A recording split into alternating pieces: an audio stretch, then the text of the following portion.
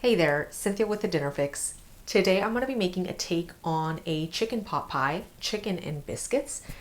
It consists of a creamy kind of filling with chicken and veggies and some herbs, topped with these delicious little biscuits that bake right on top of the filling. And it is the perfect meal to make on these colder nights. Particularly this time of year, I like making this because you can sub the chicken with turkey. So it's a great way to get rid of those leftovers in your fridge and not feel like you're eating, turkey sandwiches every day for the next week.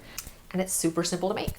Now, I have written the recipe to feed two, but the recipe can easily be doubled, even tripled to feed more if you need to. So without further ado, let me show you how to make it.